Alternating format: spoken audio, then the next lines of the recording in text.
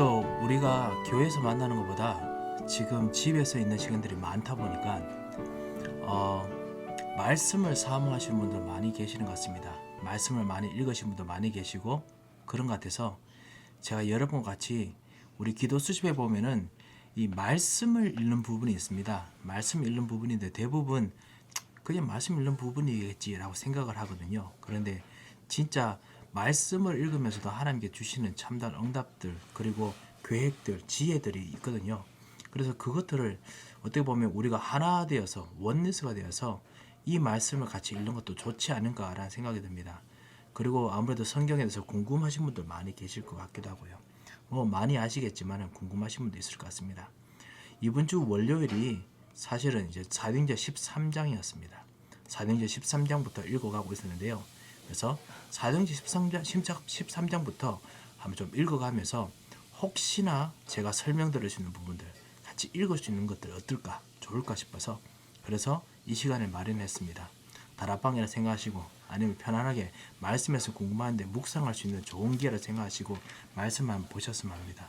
제가 드라마 바이블을 준비했습니다. 그래서 성도 여러분께서 같이 먼저 그 드라마 바이블부터 어느 정도 부분까지 읽고 그 부분을 이제 스탑하고 나면 제가 설명을 드리고 그런 방식으로 진행하도록 하겠습니다. 그러면 사도행전 13장입니다. 사도행전 13장 1절부터 이제 시작되겠습니다. 제 13장. 안디옥 교회의 선지자들과 교사들이 있으니 곧 바나바와 니게르라는 시므온과 구레네 사람 루기오와 분봉왕 헤롯의 젖동생 마나엔과 및 사울이다. 주를 섬겨 금식할 때 성령이 이르시되 내가 불러시키는 일을 위하여 바나바와 사울을 따로 세우라. 이에 금식하며 기도하고 두 사람에게 안수하여 보내니라. 안디옥 교회에 지금 이제 선지자들과 교사들이 있다고 했습니다. 그 당시에는요 선지자, 교사가 직분이었습니다.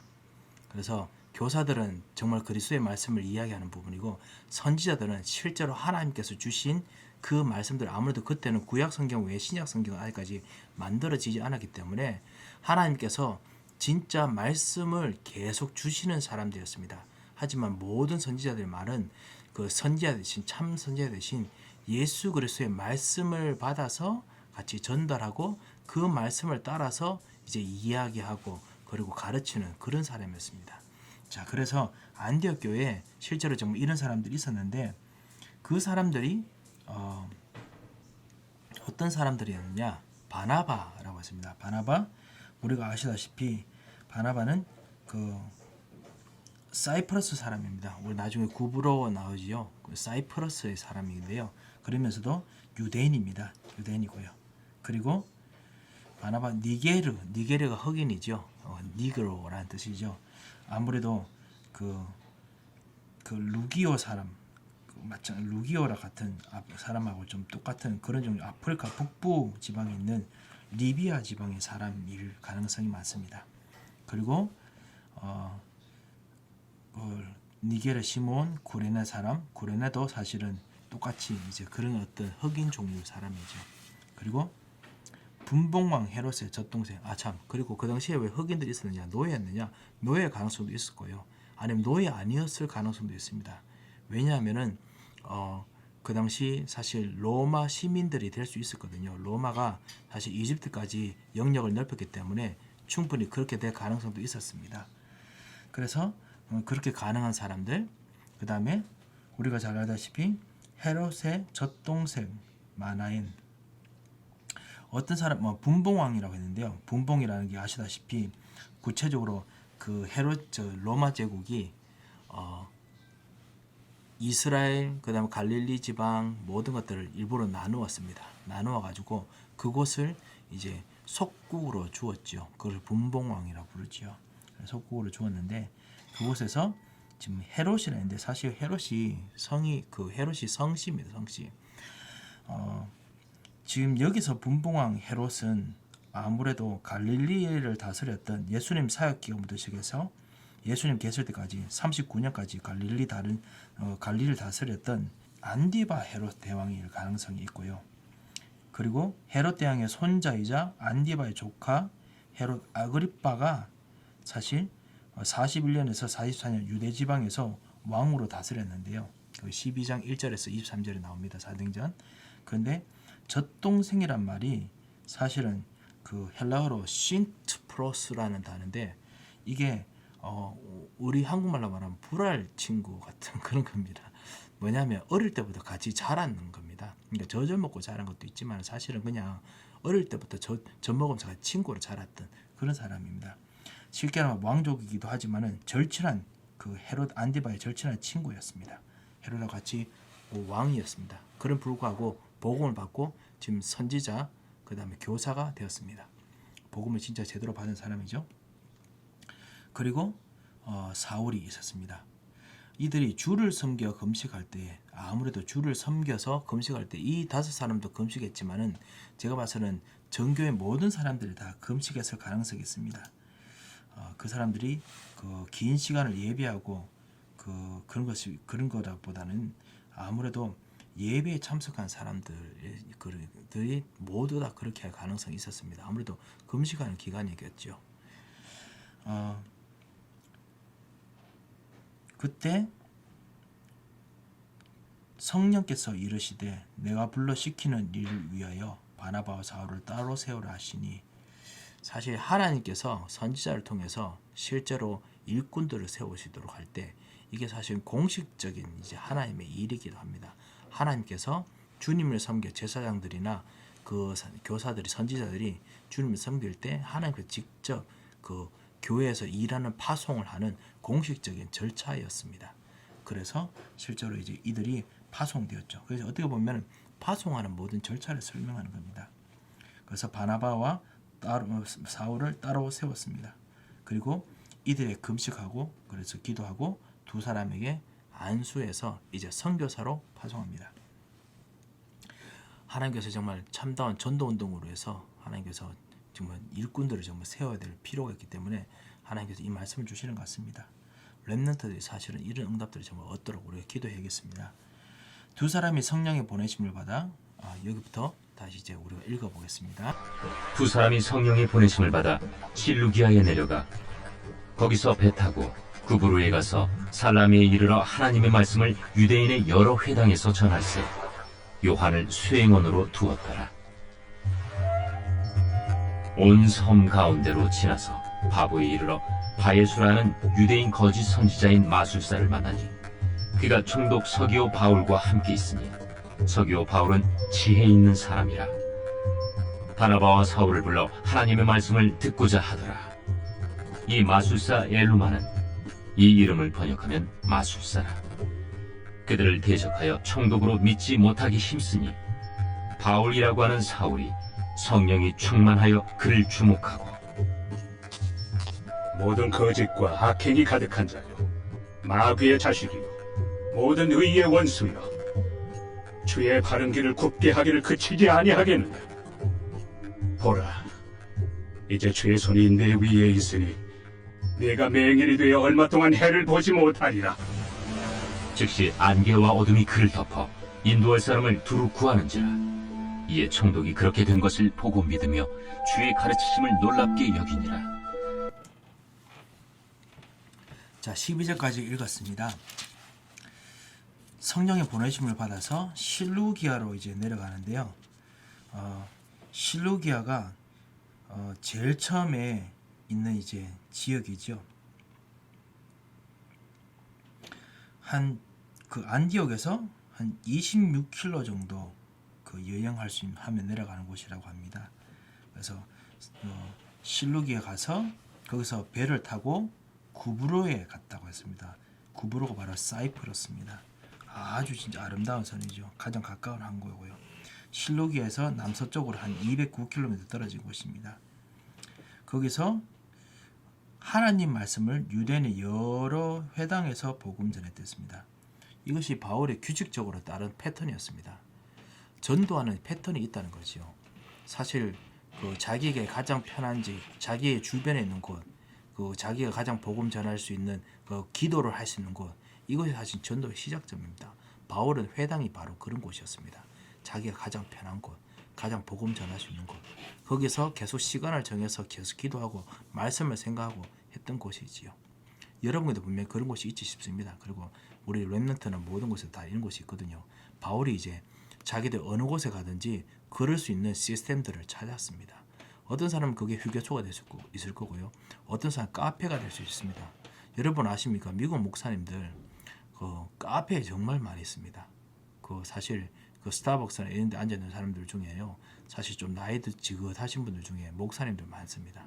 자기들 나름대로 거기서 전도하거든요. 꽤 전도하는 분도 꽤 많이 있습니다. 그리고 사실 한국 목사님들도 카페에 계시는 거 요즘은 안 계신지 모르겠습니다만 그런 분도 꽤 계십니다. 시간을 정해서 기도하고 그 다음 말씀 볼 수 있는 사람들이 모이는 곳, 말씀이 선포될 수 있는 곳, 그런 곳을 갔지요. 도서관도 될 수 있습니다. 자, 그런데요, 거기서 이제 그 여러 회당에서 전하는데 요한이라는 사람이 수행원이 되었다라고 했습니다. 원섬에서 그 가운데 지나서 바보에 이르렀다고 했습니다. 바보라는 곳에 이르러서 바예수, 바가 바로 아들이라는 뜻인데요. 예수의 아들이라는 뜻입니다.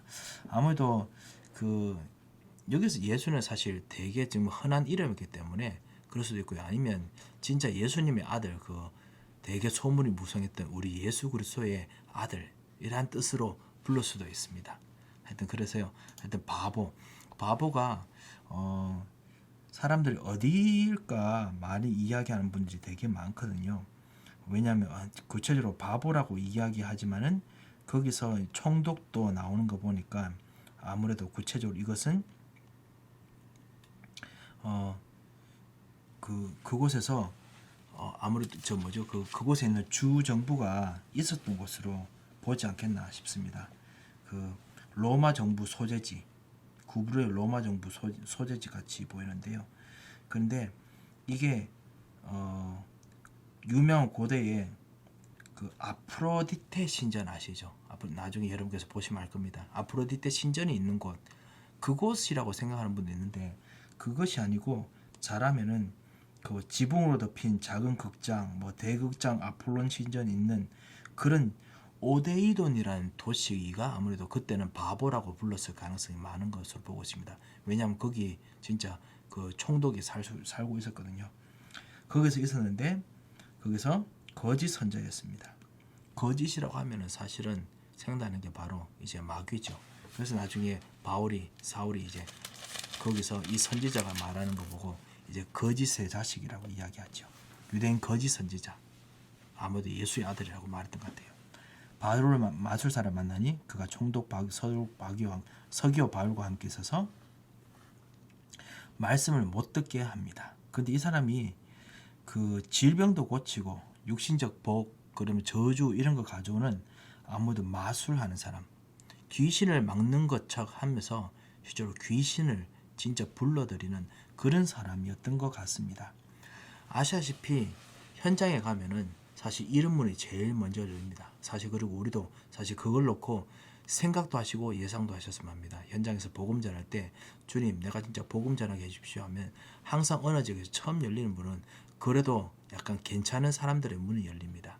그리고 그 주변에는 항상 영적으로 그 사람들은 영적인 관심이 있는 사람입니다. 반대로 그 주변에 영적인 다른 영향력, 복음이 아닌 영향력을 미치는 사람이 반드시 있습니다. 유대인에서 회당에서 복음도 전하고 했기 때문에 아무래도 기독교에 대해서 유대교에 대해서도 알고 있었던 사람이죠. 우리 주변에도 그런 사람이 있을 수 있습니다. 8절에 그 총독을 믿지 못하기 때문에 9절에 바울이 성령이 충만해서 이르되 모든 거짓과 악행이 가득한 자여 마귀의 자식이요 모든 의의元수요. 요한복음 8장 44절 생각나게 하죠. 바로 예수 그리스도를 진짜 완전 방해하는 마귀가 구체적으로 있다라는 것을 이야기합니다. 그러면서 구체적으로 예수 그리스도 이름으로 말미암아 완전 어둡도록 그렇게 말합니다. 그런데 그거에 대해서 12절을 보면 이에 총독이 그렇게 된 것을 보고 믿으며 주의 가르치심을 놀랍게 여기더라 했습니다. 놀랍게 여긴다는 것이 신기하다 이 정도가 아니고 사실은 주의 가르치심이 살아있는 하나님의 말씀이다 라는 것을 발견했다는 뜻입니다. 그 다음 보겠습니다. 바울과 및 동행하는 사람들이 바보에서 배 타고 밤빌리아에 있는 버가에 이르니 요한은 그들에게서 떠나 예루살렘으로 돌아가고 그들은 버가에서 더 나아가 비시디아 안디옥에 이르러 안식일에 회당에 들어가 앉으니라. 율법과 선지자의 글을 읽은 후에 회당장들이 사람을 보내어 물어 이르되 형제들아, 만일 백성을 권할 말이 있거든 말하라. 바울이 일어나 손짓하며 말하되 이스라엘 사람들과 및 하나님을 경외하는 사람들아 들으라. 여기까지 한번 봐야겠습니다. 그 다음부터 좀 되게 기니까요. 바울이 그 다음에 이제 밤빌레에 있는 버가에 이른다라고 했습니다. 피시디아죠. 버가는 내륙으로부터 한 13km 정도 떨어져 있는 곳인데요. 거기서 오래 있지 않고 돌아온 그 길에 복음을 좀 전하는 것 같고요. 그리고 거기서 아무래도 그것은 나중에 바나바와 이제 싸우는 그런 곳이게 되죠. 비시디아 이 안독은 수리아 왕 셀레우쿠스가 아버지 안디오코스의 이름을 따서 명령한 16개 도시 중에 하나였습니다. 그래서 많은 유대인 인구가 있었고 로마의 정복 식민지라는 높은 지위가 있는 아주 좋은 도시였습니다. 이것이 그 수리아 그 안디옥 교에 있는 수리아 안독하고는 좀 다른 곳입니다. 이 비시디아 안디옥에 그 성벽, 극장, 큰 거리, 그 다음에 그 신전, 맨 아스카이노스 그리고 황제 숭배하고 관련된 커다란 신전들이 정말 많이 있었습니다. 그런데 거기도 유대인의 회당이 있었습니다. 항상 가는 곳마다 어떤 영적으로 관련 있는 그런 것을 기도를 하시는 것들을 바울이 발견했었습니다. 거기서 지금 보통 정기적으로 회당 예배가 있었는 것 같은데요. 그래서 율법 선지자의 글을 아무래도 낭독하는 순서를 중심으로 모든 것들이 있었던 것 같습니다. 예수님께서도 그렇게 했었고요. 그리고 회당장들이 이제 뭔가 그 사람을 보내어 물어 이르되 만일 권할 말이 있으면 말하라 하는 거 봐서는요. 율법과 선지자의 글을 읽었는데 그런데 그 사람들이 너무 많다 보니까 뭐 말하지 말라, 말하라 이렇게 광고는 안 하고 사람들 통해서 그 말하실 분 하면서 이렇게 돌아다니면서 설명했던 이렇게 한번 물어보면 쫙 우리 헌금 걷듯이 그렇게 갔던 것 같습니다. 그래서 권할 말이 있으면 말하라 했을 때 바울이 일어나 손짓하여 말하되 이제 할 말이 있다라고 말하는 거죠. 그러면서 뭐라고 했냐면 이스라엘 사람들과 및 이스라엘 사람들이 이제 이 구약의 말씀이 성취된 사람이라고 생각했죠. 그리고 하나님을 경외하는 사람들아 들으라.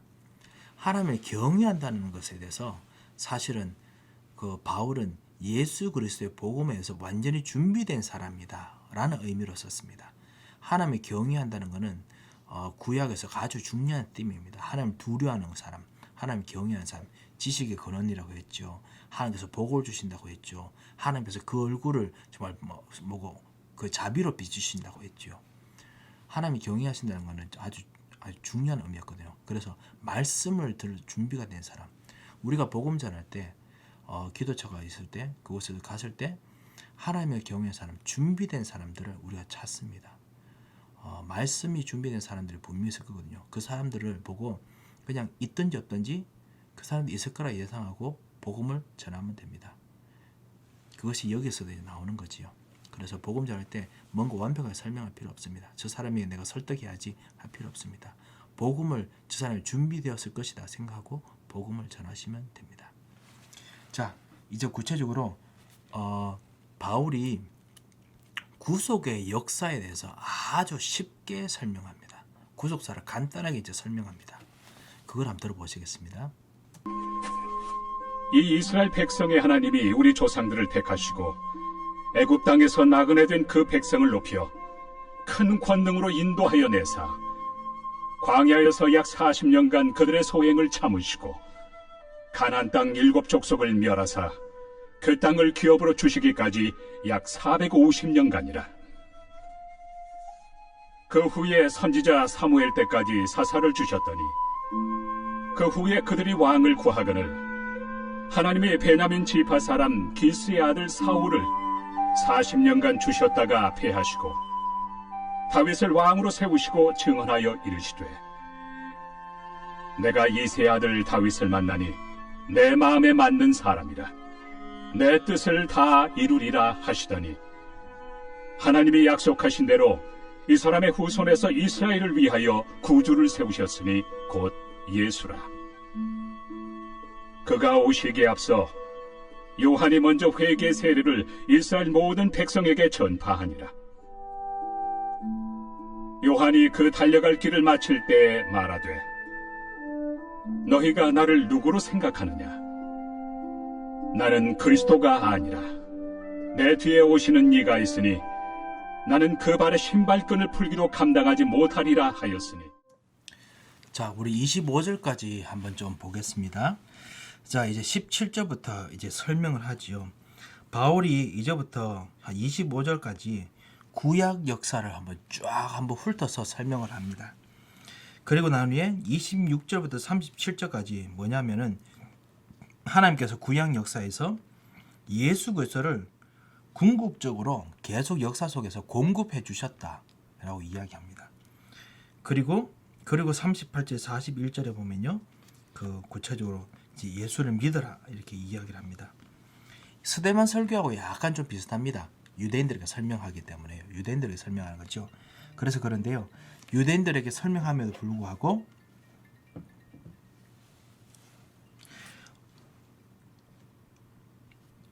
그 하나님께서 이스라엘 제자들을 불렀음에도 불구하고 스데반은 이스라엘이 하나님 보내신 지도자를 거부했다고 지적했지만은 바울은 지도자들에게 하나님께서 은혜를 주셨다, 계속 은혜를 주셨다라고 하는 부분을 강조합니다.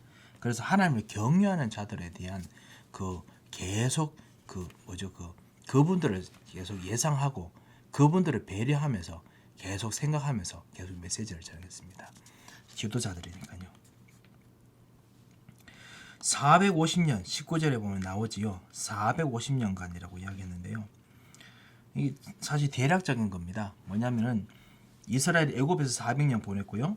그리고 광야에서 40년 보냈고, 그 다음 가나안 정복 한 10년 정도 보냈잖아요. 그래서 450년이라고 좀 이야기를 하는 건데요. 나중에 그거 통해서 다윗 왕을 통해서 이것이 실현되었다라고 이야기를 지금 하고 있습니다. 그래서 하나님께서 무엇인가 주시고자 하는 하나님의 단계적 계획이 있었는데, 그것이 뭐냐? 그리스도 참다운 지도자에 대한, 하나님께서 지도자를 보내줄 것에 대한 그 계획이었다. 그런데 세례 요한이 지도자였느냐? 세례 요한은 나는 분명히 지도자가 아니라고 말했다. 그 다음에 지도자가 누구였겠느냐? 이제 이 질문까지 지금 하면서 이야기를 꺼냈던 것입니다. 그 다음 보겠습니다. 형제들아, 아브라함의 후손과 너희 중 하나님을 경외하는 사람들아, 이 구원의 말씀을 우리에게 보내셨거늘 예루살렘에 사는 자들과 그들 관리들이 예수와 및 안식일마다 외우는 바 선지자들의 말을 알지 못하므로 예수를 정죄하여 선지자들의 말을 응하게 하였도다. 죽일 죄를 하나도 찾지 못하였으나 빌라도에게 죽여달라 하였으니 성경에 그를 가리켜 기록한 말씀을 다 응하게 한 것이다. 후에 나무에서 내려다가 무덤에 두었으나 하나님이 죽은 자 가운데서 그를 살리신지라. 갈릴리로부터 예루살렘에 함께 올라간 사람들에게 여러 날 보이셨으니 그들이 이제 백성 앞에서 그의 증인이라. 우리도 조상들에게 주신 약속을 너희에게 전파하노니 곧 하나님이 예수를 일으키사 우리 자녀들에게 이 약속을 이루게 하셨다 하니라. 시편 2째 편에 기록한 바와 같이 너는 내 아들이라. 오늘 너를 낳았다 하셨고, 또 하나님께서 죽은 자 가운데서 그를 일으키사 다시 썩음을 당하지 않게 하실 것을 가르쳐 이르시되 내가 다윗의 거룩하고 미쁜 은사를 너희에게 주리라 하셨으며, 또 다른 시편에 일렀으되 주의 거룩한 자로 썩음을 당하지 않게 하시리라 하셨느니라. 다윗은 당시에 하나님의 뜻을 따라 섬기다가 잠들어 그 조상들과 함께 묻혀 썩음을 당하였으되 하나님께서 살리신 이는 썩음을 당하지 아니하였나니 그러므로 형제들아 너희가 알 것은 이 사람을 힘입어 죄 사함을 너희에게 전하는 이것이며 또 모세 율법으로 너희가 의롭다 하심을 얻지 못하던 모든 일에도 이 사람을 힘입어 믿는 자마다 의롭다 하심을 얻는 이것이라. 그런즉 너희는 선지자들을 통하여 말씀하신 것이 너희에게 미칠까 삼가라. 일러스되 보라 멸시하는 사람들아 너희는 놀라고 멸망하라. 내가 너희 때를 당하여 한 일을 행할 것이니 사람이 너희에게 일러줄지라도 도무지 믿지 못할 일이라 하였느니라. 자, 우리가 41절까지 읽었습니다. 이제 그 이후에 이제 예수 그리스도에 대한 이제 이야기가 나오지요. 구체적으로 이제 예수 그리스도께서 그 약속하신 대로 다윗의 아들을 통해서 이제 구체적으로 우리에게 나타나셨는데, 하나님을 경외하는 사람들아, 방금 또 아브라함의 후손과 하나님을 경외하는 사람들아, 이 구원의 말씀을 보내셨다라고 하면서 스데반이 말했던 것과 동일한 이야기를 27절에서 합니다. 그래서 그들이 선지자들의 말이 성취됐음에도 불구하고 몰라서 예수를 정죄하고, 그리고 죽일 죄를 하나도 찾지 못했지만 빌라도에게 죽여달라고 해서, 그래서 성경에서 가르쳐 기록한 바대로 죽였다. 나무에서 죽었다가 무덤에 두시나 다시 살리셨다라고 이야기하면서, 그래서 이 살리신 예수 그리스도가 바로 하나님이시다 라고 이야기를 합니다. 그래서 32절에 있는 것처럼요, 그 죽을 수 없는 하나님, 죽음에서 다시 살아나신 하나님 아니고요, 죽으실 수 없는 하나님에 대한 이야기를 하고 있습니다. 그래서 여기서 하나님 아들에 대한 이야기를 합니다. 하나님 아들께서 우리를 위해서 죽으셨다.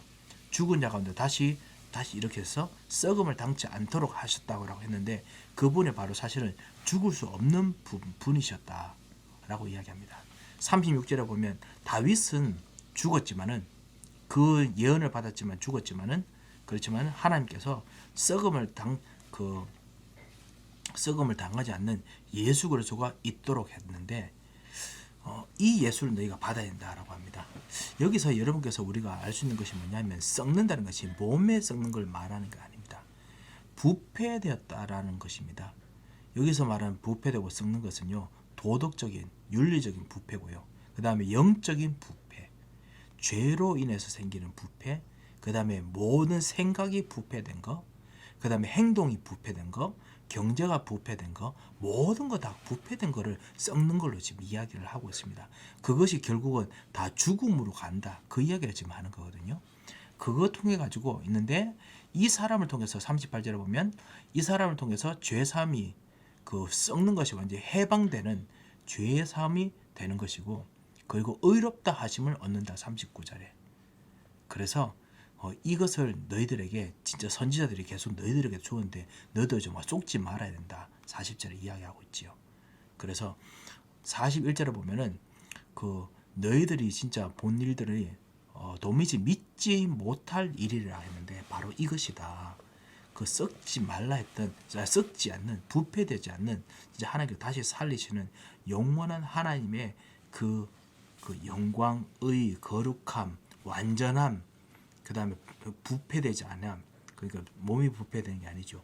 모든 것들이 진짜 온전함, 완전함, 성공함도 들어가 있겠죠. 결국적으로는요. 그거에 대해서 지금 이야기를 하고 있습니다. 여러분도 대강 여기서 좀 보시기에, 처음에는요, 단순히 예수님께 십자가에서 죽으시고 부활하신 것만 이야기하는데요, 앞으로 죽고 부활해서 영원히 사는 것에 대한, 그러니까 부활 이후에 있는 그 삶에 대한 약속, 하나님 나라의 그 약속이까지 주어진 것으로 지금 이야기합니다. 우리 이거 보고 종말론적인 약속이라고 하는데요, 종말론적인 약속까지 지금 복음 전하면서 전달합니다. 우리는 이것을 보고 종말론적 약속을 보고 우리는 뭐라고 하냐면은 모든 문제 해결이라고 부릅니다. 모든 문제 해결이 지금 문제가 해결되는 그게 아니고요. 종말론적으로 하나님께서 우리에게 주신 온전케 하심, 완전케 하심에 대한 약속이거든요. 이게 바로 우리 다락방 예수 믿는 이유입니다. 문제 해결되는 거 아니지 않습니까? 그거 아니라고 계속 말하지 않습니까?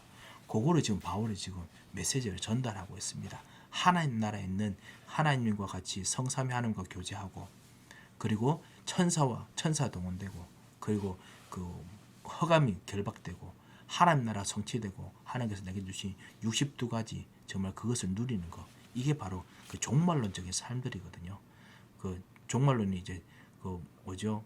지금 말세에 있는 그런 어려운 시기의 이야기가 아닙니다. 하나님 나라를 누리는, 다가오는 하나님 나라를 미리 누리는 것이 바로 종말론입니다.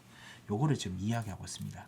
자, 그리고 난 후에 하고 나니까 이 사람들이 구체적으로 이 말씀을 듣고 구체적으로 이것이 예수 그리스도를 통해서 모든 말씀이 다 정리되었구나 라는 생각을 하기 시작합니다. 그들이 나갈새 사람들이 청하되 다음 안식일에도 이 말씀을 하라. 하더라.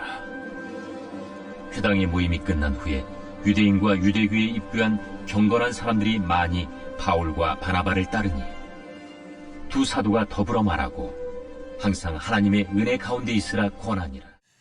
복음을 전하면요, 한 번만 전하는 게 아닙니다. 그 다음에 또 전하고 또 전합니다. 그래서 우리가 그 복음 편지도 10가가 있고요, 새생활도 여러 개가 있습니다. 저는 복음 전할 때 한 5번 정도 복음 전하는 걸 항상 생각하고 이게 만나려고 노력합니다만요, 사람마다 다 그런 것들이 있겠지요. 그 어떤 시간을 정해서 대강 저 사람의 시간표가 무언가 보아서 그 사람에게 복음이 어떻게 전달될지 이야기를 해야겠죠. 다음 안식에도 복음 전할 걸 사실은 바울과 바나바를 알고 있었습니다. 그리고 두 사람이 번갈아 가면서 이제 복음을 전달합니다. 그 다음 안식일에는 온 시민이 거의 다 하나님의 말씀을 듣고자 하여 모이니 유대인들이 그 무리를 보고 시기가 가득하여 바울이 말한 것을 반박하고 비방하거늘 바울과 바나바가 담대히 말하여 하나님의 말씀을 마땅히 먼저 너희에게 전할 것이로되 너희가 그것을 버리고 영생을 얻기에 합당하지 않은 자로 자처하기로 우리가 이방인에게로 향하노라. 주께서 이같이 우리에게 명하시되 내가 너를 이방의 빛으로 삼아 너로 땅끝까지 구원하게 하리라 하셨느니라. 이방인들이 듣고 기뻐하여 하나님의 말씀을 찬송하며 영생을 주시기로 작정된 자는 다 믿더라. 주의 말씀이 그 지방에 두루 퍼지니라. 이에 유대인들이 경건한 귀부인들과 그 신의 유력자들을 선동하여 바울과 바나바를 박해하게 하여 그 지역에서 쫓아내니 두 사람이 그들을 향하여 발에 티끌을 떨어버리고 이고니온으로 가거늘 제자들은 기쁨과 성령이 충만하니라.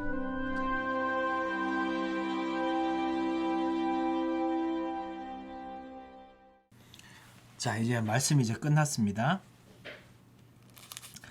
바울이 구체적으로 이제 다 복음을 전하면서 모세 율법이 아닌 참다운 그리스도를 통해서 모든 문제가 다 모든 율법의 완성이 왔다는 것, 그것을 이제 해결하는 완벽한 해답이 그리스도께 있다는 것, 이 설명을 하고 난 후에 그리고 이제 복음 전하는데 이제 그거에 대해서 막 반박을 하죠. 하나 둘씩.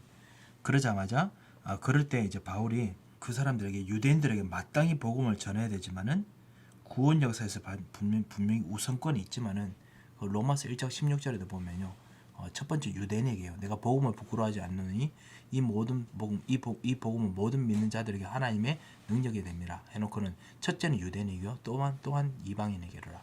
유대인들에게 우선권을 줍니다. 하지만 합당치 않는 사람들이 분명히 있었습니다. 이방인들 중에서 참담 이제 복음에서 관심 있는 사람들, 아무래도 온 시민들이 다 모였다는데 대부분 이제 그 사람들이 다 이방인일 가능성들이 많았을 겁니다. 그 사람들이 다 모여서 말씀을 좀 듣습니다. 48절 우리가 잘 아는 말씀이죠. 그 말씀을 전할 때 이방인들이 듣고 기뻐하며 하나님 말씀을 찬송하며 영생을 주시기로 작정된 자는 다 믿더라. 아까 말씀드렸듯이 바울이 영생을 주시기로 작정된 자를 위해서 메시지를 하고 전달을 했습니다. 그것이 여러분께서 복음 전하는 그 길입니다.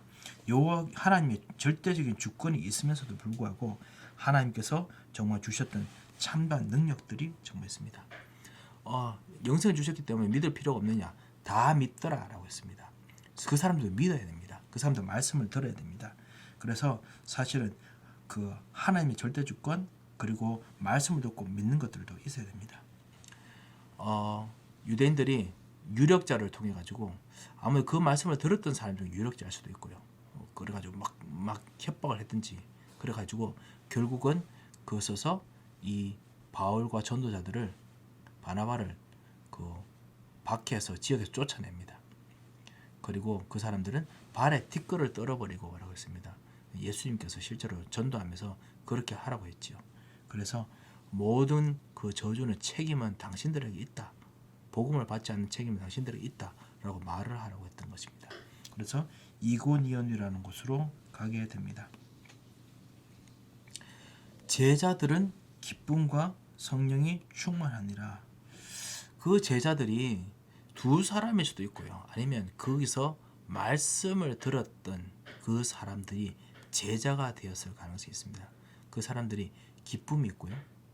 그러니까 그런 상황 속에서 떠난 데도 불구하고 기쁨이 있고 그리고 성령이 충만했습니다.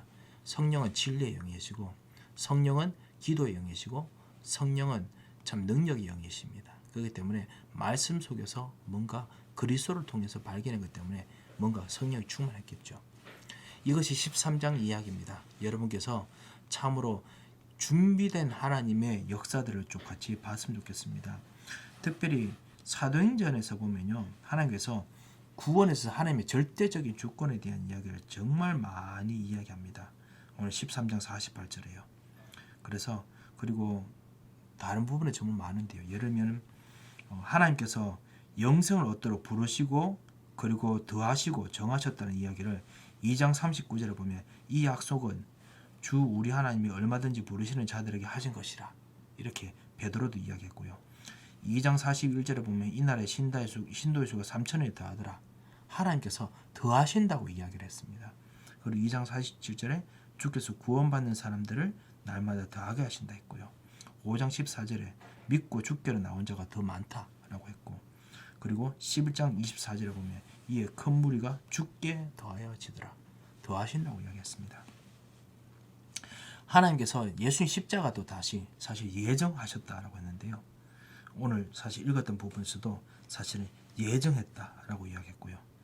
그리고 2장 23절에도 베드로가 그가 하나님께서 정하신 뜻과 미리 아신 대로 내준 바 되었거늘 예수님 십자가는 반드시 죽어야 되는 거다.